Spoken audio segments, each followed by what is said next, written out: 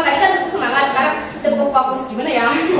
Ada yang pernah nyaranin nggak buat tepuk fokus gimana? Gini. Mana? Coba. Kamu siapa namanya? Perkenalkan nama saya Rizky, saya dari Kecamatan Cepatan. Oh iya siap. Gimana coba? Coba di depan sini ke depan. Terima kasih ya, karena bisa kalau pagi sekali, kalau siang dua kali, kalau sore, kalau malam sekali. Kamu yang pimpin, so.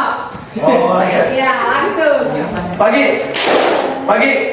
siang, pagi, sore, siang, pagi, malam. Terus sekali lagi ya. Sekali lagi, so. Sore, pagi, siang, pagi, sore, siang, sore, malam. Semoga masih fokus ya. Nah,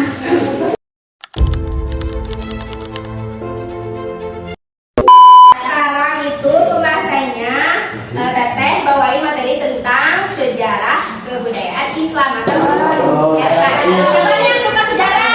Aku. Baiknya siapa?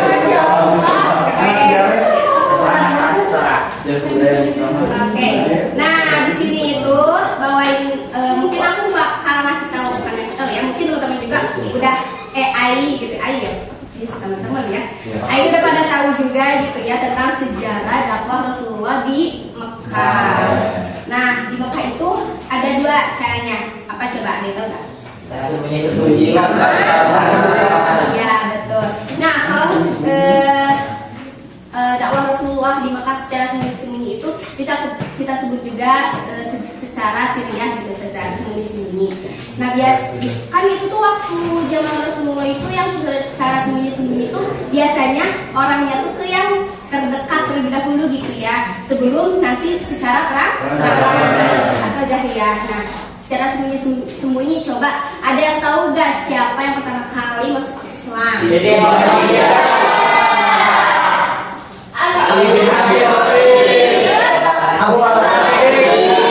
Ada satu lagi, anak Rasulullah dari Zaid.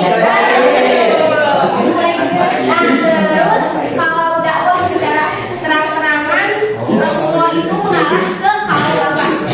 Quraisy. Nah kenapa sih itu Rasulullah itu menyebarkan agama Islam? Ada yang tahu nggak? Kenapa coba? Masih ingat tidak? Alasannya gak apa-apa gitu, sepengetahuan kalian misalnya karena orang Arab jahiliyah itu mereka itu benci misalnya. Terus sering apa yang parah ke anak perempuan tuh? Kan ya dibunuh secara hidup. Nah makanya itu sebenarnya orang Arab jahiliyah itu bukan jahiliyah. Kalau kita dengar kata jahiliyah itu berarti kan kayak bodoh gitu ya. Tapi bukan, orang Arab itu sebenarnya mereka itu pintar. Kenapa pintar? Karena kan banyak tuh penyair di Arab gitu ya. Pasti pernah dengar kan sebenarnya bukan jahiliyah secara bodoh, tetapi namanya itu jahiliyah itu mereka itu ada ketimpangan akhlak gitu. Secara akhlaknya itu berarti buruk. Nah makanya Rasulullah datang untuk memperbaiki akhlak. Teteh mau bagi tadi 3 kelompok. Nah kelompok pertama itu apa? Yang sesudah ya tuh. Nah kelompok pertama itu tantangan dakwah di Mekah, terus tahapan dakwah Rasulullah ya tadi. Terus yang kelompok 2 nanti tantangan dakwah di Mekah dan yang kelompok 3 itu sikap yang dapat dipelajari. Nah kelompoknya kalau tadi 1, 2, 3 aku mau baginya sama nama. Nah ada yang mau majuin nggak? Siapa? Misalnya kayak gini, kelompok kan ada 3 kelompok. Kelompok 1 itu misalnya pakai nama Ali bin Abi Thalib. Nah, ada yang mau majuin nggak namanya gitu biar kalian ini sendiri atau nanti deh buat sendiri aja ya. Nanti buat sendiri aja ya. Nah, sekarang kita bagi kelompok dulu. Yang inilah.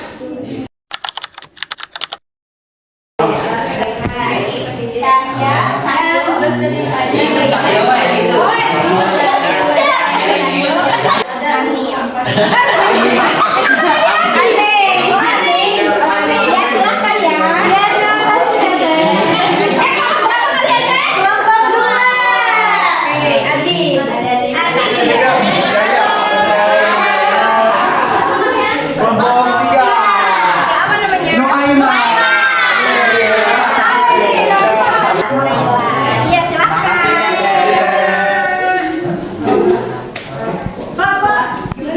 Allah ini kelompok berapa? Satu. Kalau namanya apa?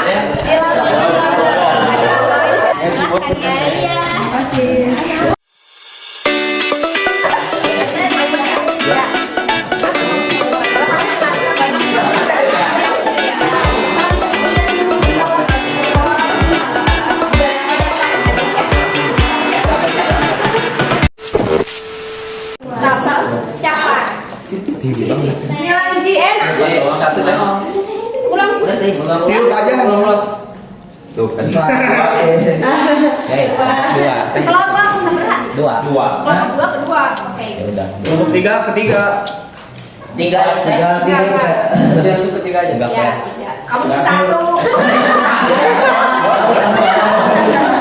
Video lagi. Oke, kelompok satu silakan perwakilannya boleh ke depan. Ini Pak. Nanti sampai pegang dulu ini ya. Udah, keluar terus udah. Aku udah. Yang belum siapa? Oh, banyak. Ini belum nih. Itu deh. Itu penimbun. Sok, engal. Dua orang engal. Buat. Dua orang tercepat. Oh, udah diganti. Kelompok Faisal guys, satu lagi satu. Duaan. Dikatakan sama Oh, iya nih. Yang lainnya silent ya. Ini kan. Bentar. Dimulai dari Waktu dimulai ketika Anda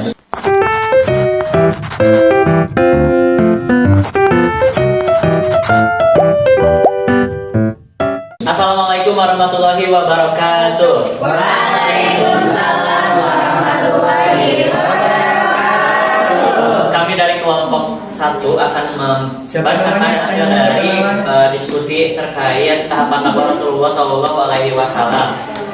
Nah, teman-teman, tahapan dakwah Rasulullah Shallallahu Alaihi Wasallam ini berlangsung selama 13 tahun. Pada tahun 610 sampai 622 Masehi. Tahapan dakwah Rasulullah ini terbagi menjadi dua fase. Yang pertama adalah dakwah secara sembunyi-sembunyi atau yang disebut dengan Siriyah tahun 610 sampai 613 Masehi, berlangsung sekitar 3 tahun. Setelah Nabi Muhammad SAW menerima wahyu pertama di Gua Hiro, Nabi Muhammad mulai mengajak orang-orang di sekitarnya untuk memeluk Islam. Strategi ini dilakukan agar tidak mengejutkan kaum Quraisy yang masih sangat fanatik terhadap pengembangan pahala. Target utamanya ke keluarga, sahabatnya, dan orang-orang terdekat. Pusat kegiatannya di rumah Arqam bin Abil Arqam. Yang pertama masuk Islam disebut Asabiqunal Awalun. Dan fase berikutnya akan dibacakan oleh Teh Awal. Kemudian fase kedua adalah dakwah secara terang-terangan yang disebut jihad. Pada tahun 613 sampai 622 Masehi hingga masa Hijriah. Tahap ini dimulai pada saat turunnya surat Al-Hijr ayat 94. Dakwah pertama dilakukan di seruan Bukit Sofa, mengumpulkan penduduk Mekah di Bukit Sofa untuk menyatakan kenabiannya secara terbuka. Nah, pada saat inilah kaum Quraisy mulai memohon dan melakukan kekerasan fisik kepada Nabi Muhammad SAW. Sekian pemaparan diskusi dari kelompok 1. Terima kasih atas perhatiannya. Wassalamualaikum warahmatullahi wabarakatuh.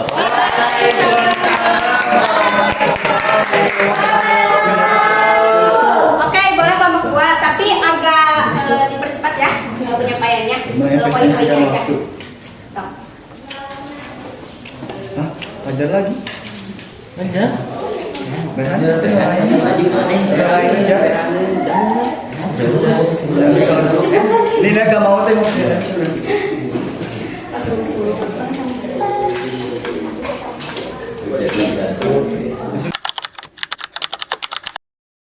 Joget.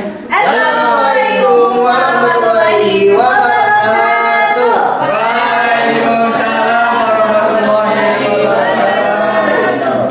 Oke, teman-teman semuanya di sini sebelumnya terima kasih kepada Teteh yang telah mempersilahkan kami untuk memaparkan hasil dari diskusi mengenai tantangan apa saja sih yang dialami oleh Rasulullah SAW selama beliau berdakwah. Oke teman-teman, tantangannya adalah penolakan dari kaum kafir Quraisy dan juga hinaan karena pada saat itu pengikutnya kebanyakan berada pada golongan budak dan orang-orang miskin. Ketika Rasulullah dakwah di Mekah, respon dari kaum Quraisy adalah penolakan. Nah, jadi teman-teman, salah satu contoh nyatanya adalah ketika Rasulullah SAW selesai melaksanakan Isra Mi'raj, yaitu perjalanan 1 malam dari Masjidil Aqsa sampai ke Sidratul Muntaha. Ketika ia baru pulang dari Isra Mi'raj, banyak masyarakat Quraisy yang menolak percaya akan adanya hal tersebut, bahkan menyebutnya gila. Dan hanya Abu Bakar Siddiqlah orang yang percaya dan membenarkan hal tersebut. Mungkin cukup sekian yang dapat kami sampaikan. Kiranya mohon maaf atas segala kekurangan. Wassalamualaikum warahmatullahi wabarakatuh. Ya, mulai ya, tunggu.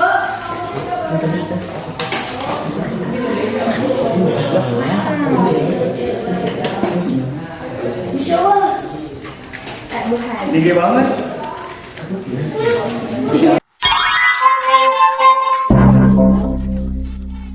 Assalamualaikum warahmatullahi wabarakatuh.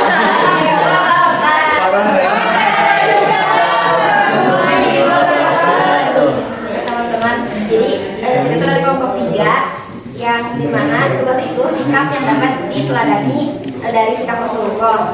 Di sini itu kita mengambil dari kesabaran yang dipunya Rasulullah. Kita mengambil cerita ketika Rasulullah sedang dalam perjalanan menuju masjid, ada seorang pemuda Quraisy yang tidak suka dengan ajaran yang dibawa Rasulullah, sehingga dia melempar kotoran ke yang kotoran unta yang kena kepada punggung Rasulullah. Tapi Rasulullah tidak membalasnya. Dan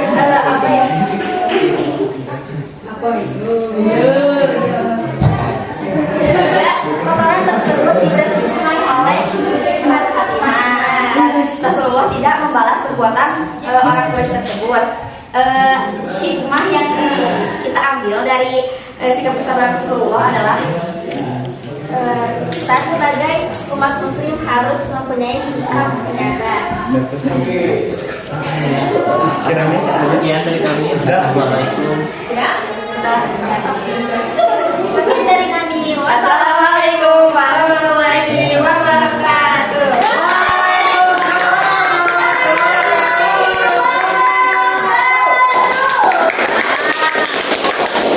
Oke, terima kasih buat Ayu semua yang telah menyampaikan atau mempresentasikan hasil diskusinya.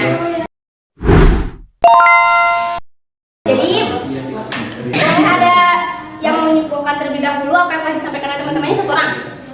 Fajar. Oke, Fajar. Di sini. Nah, Katik. Berdiri. Jadi Coba ini kan kepada kita itu. Ini perkenalkan saya Fajar Rizky. Di sini saya akan menyimpulkan apa yang telah disampaikan oleh kita semua gitu. Yang pertama itu tadi ada bagaimana tahapan dakwah Rasulullah SAW ketika di Mekah. Yang dimana yang pertama itu ada tahapan dakwah secara sembunyi-sembunyi yang dimana dilakukan pertama kalinya itu di rumah Arqam bin Abil Arqam. Lanjut tahap kedua itu ada tahap dakwah secara terang-terangan. Dakwah ini mulai dilakukan secara komprehensif yang dimana dakwahnya itu tidak lagi bersembunyi-sembunyi di dalam rumah, tetapi dakwahnya itu mulai secara terang-terangan di hadapan banyak orang gitu. Dan lanjut itu ya dari kelompok kedua itu menyampaikan tantangan apa aja yang dihadapi Rasulullah SAW ketika beliau dakwah gitu. Yang dimana salah satunya itu penolakan dari kaum kafir Quraisy karena apa? Karena ketika itu pengikut Rasulullah SAW itu kebanyakan dari kalangan budak-budak ataupun kalangan bawah gitu. Kalau misalnya Ayi semua ketemu sama Rasulullah, apa yang ingin saya sampaikan? Yang kedua, boleh pesan-pesannya atau misalnya tuh curhat juga gak apa-apa. Udah, tapi udah ngomong gua surat dirinya mah. Apa lah biarin, gak apa-apa, bebas satu lagi. Nanti boleh ini yang di sini dipasangnya buat yang pertama tadi pendukung Rasulullah, yang kedua dipasang di sini aja ya.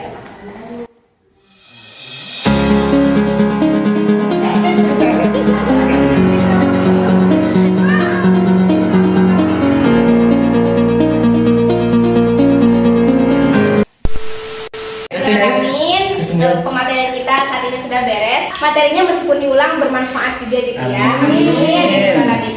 Pak Teteh, Pak Pemimpin berdiri. Wassalamualaikum.